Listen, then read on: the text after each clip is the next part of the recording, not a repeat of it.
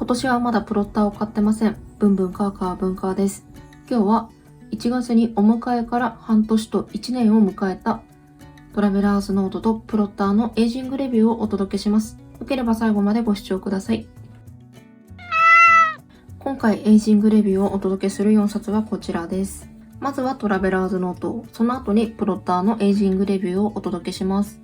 まずこちらトラベラーズノートパスポートサイズのブラウンです。お迎えから半年経ちました。今は仕事手帳として使っているので、月のほとんどは会社に置きっぱなしの状態で使ってます。このトラベラーズノートはお迎え当時から割と革が白っぽくなってて乾燥しているなっていう感じがありました。革自体にも傷がつきやすくて結構細かい傷がたくさん入ってます。最初は何も塗らずに使ってたんですけれども、これから冬乾燥シーズンに入るぞっていうことで10月にラナパを塗りました。ラナパを塗った後は革の色味がちょっと濃くなってるんですが、それでもめちゃくちゃ潤ってるかっていうとそうではないっていう感じですね。まだまだマットな質感です。ラナパを塗った時に細かい傷とかはだいぶ落ちたんですけれども、まだまだ傷がいっぱいあります。ただトラベラーズノートはこういうもんだよねっていう感じなので割り切れてて、私の中ではそんなにショックなことではないですね。セットしてるノートの中身になるんですが、すべてトラベラーズノートの軽量紙タイプのリフィルを使ってます。ただこれは何度も申し上げている通り、私の筆圧の強さ、そしてこのペンとの相性がそんなに良くないっていうことに気づきました。なので今セットしているメモページがなくなったら、軽量紙のリフィルをまたリピートで購入するっていうのは今考えてなくて、とりあえずこの間ハーフサイズのリフィルを購入しました。通常のトラベラーズノートのリフィルよりもページ数が少ないよっていうやつなんですけれども、今度はそれを使ってみて使い心地とかを確認してみようと思ってます。トラベラーズノートパスポートサイズブラウンの6ヶ月レビューでした。続いてこちら東京駅限定のトラベラーズノートレギュラーサイズです。こちらお迎えから1年経ちました。去年のトラベラーズファクトリーの新春くじの時に購入してます。私にとって最初のトラベラーズノートレギュラーサイズです。このリフィルが本体購入した時についてきたやつなんですけれども、ライブとかに行った時のチケットを貼ってます。このリフィルにはイラストレシピを書いてます。絵心がない私でも描けそうなイラストを自分でかき集めてる、そんなものです。そしてこのトラベラーズノートの中で一番使っているのがここの一番後ろにセットしているリフィルなんですけれども、これはショップカードを集めているリフィルです。こんな感じで貼ってます。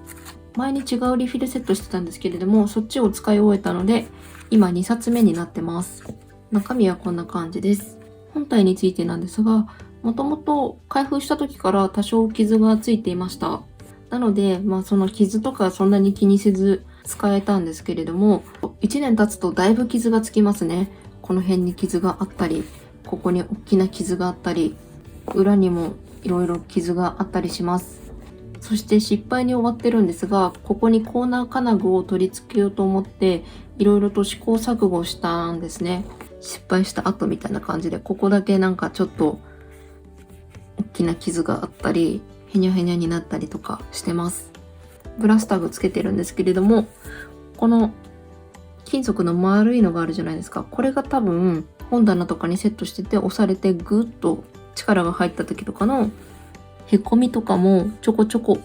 入ってます。そして革と一緒でブラスタグもだいぶエイジングした気がします。もともとゴールドっぽかったと思うんですが、今だいぶ赤みが出てます。今までそんなに気になってなかったんですけれども、この2ヶ月ぐらいでなんか急にエイジングしたなーっていう風に感じるようになりました。気づいたらこんな感じになってるっていういい感じの変化です。さっき紹介したパスポートサイズはラナパー塗ってますが、このトラベラーズノートに関してはお迎え当時から一度も何もお手入れしてないはずです。ですがツルツルしてます。使う頻度はそんなに高くないんですけれども、やっぱ革自体にちゃんとオイルが染み込んでるっていう感じがあるのかな。しっかりと潤ってる感じがあって、全然お手入れしなくちゃっていう感じすらしないですね。2冊並べるとこんな感じです。やっぱ手前のブラウンの方が色薄いですよね。こっちの方がもうちょっとめちゃくちゃツヤがあるかって言ったらそこまであるわけではないんですけれども、革の状態がよく見えますね。逆にしてみるとこんな感じ。ということでトラベラーズノートのお迎え半年と1年のエイジングレビューでした。続いてプロッターのエイジングレビューです。まずコード版のエイジングレビューをお届けします。私が持っているのはコード版のブラウンのレザーバインダーです。サイズはバイブルサイズになります。コード版をお迎えした時から爪傷、それから水ぶく、この辺は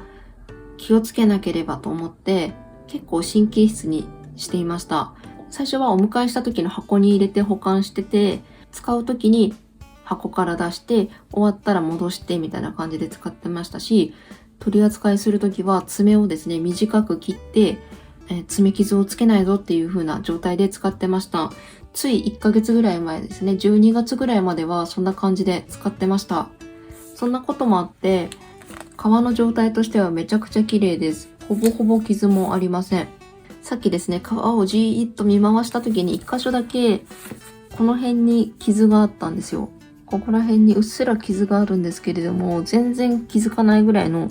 言われてもよーく見てやっと気づくかなぐらいの傷です。厳密に言うと傷はついてるんですけれども、肉眼でめちゃくちゃ近づけて頑張って荒探しするぐらいのレベルで見た時に、あ、ここにあるなっていうぐらいの、普段手帳使ってるとやっぱ20センチとか離れた距離で見ると思うんですが、そのくらいの距離で見た時に、あ、ここに傷があるなっていう風に気づくような大きな傷とかはついてません。思ってたよりも傷つきにくいなっていう風に感じたので、最近は箱から出してここに今プロッターいっぱい並んでるんですけども、そこに普通にボンと入れてます。そして最初は念入りに爪も切ってたのに、今全然こんな感じで爪伸びた状態で取り扱ってます。これで傷つけてしまったら自業自得ですよね。そんな風に思って接してます。このレザーバインダーは私の革のエイジング記録手帳として使ってるんですが、もうパンパンになってしまいまして、新規のリフィルを入れるのが結構難しい状態です。なので一応先頭の方に購入の記録とかは書いてるんですけれども、例えば一番直近でお迎えした新しいホースヘア風のレザーバインダーとかの個別ページとか、そういうのは入れられてません。なので早く分冊したいなと思ってます。コード版をセットアップするときに本革リングサポーターは取り付けませんでした。取り付けなくて、今実際にこのリングの跡みたいのがついてきてるなっていう感じはあります。ただ全然優しいです。ちょんってあるぐらいですね、今のところ。この後どうなっていくのかはわかりませんが、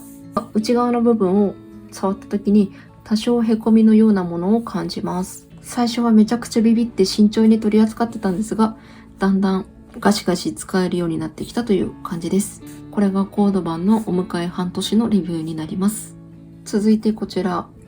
旧ホースヘアのレザーバインダーです。私はミニロクのグレーを持ってます。こちらはお迎えから1年経ったものです。ホースヘアのレザーバインダーは昔プロッターの定番として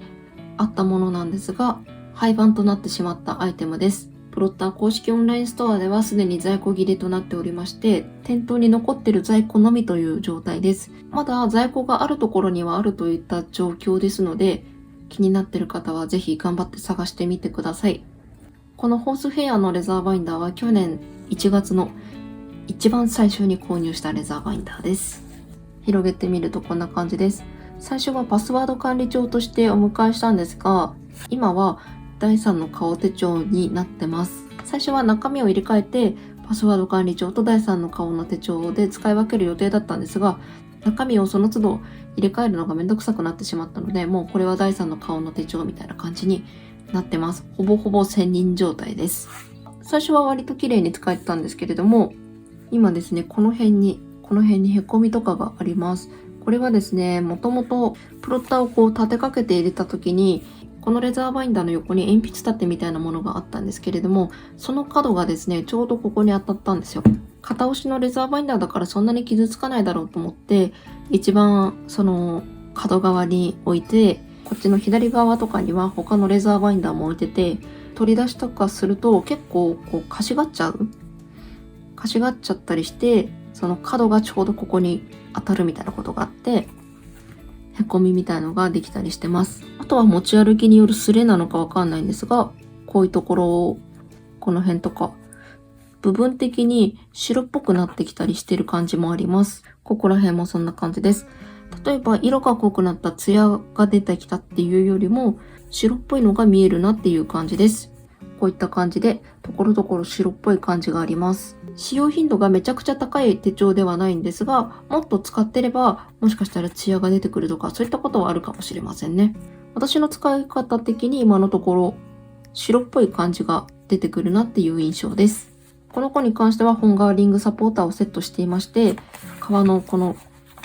こら辺ですね。皮のリングラインなんですが、あばらのような感覚がありません。全くないってわけではないですが、ほぼほぼ購入時と同じようなままを保ってる感じです。本革リングサポーターの方には、ちょっとリングの後ら辺がへこみみたいのがついてますね。本革リングサポーターを入れてなかったらもっとくっきり出てたかもしれません。ということで、ホースフェアのお迎え1年レビューでした。今回は1月にお迎えから半年、1年経過した手帳たちの中からこちらの4冊のエイジングレビューをお届けしてみました。最後までご視聴ありがとうございました。また次の投稿をお楽しみに。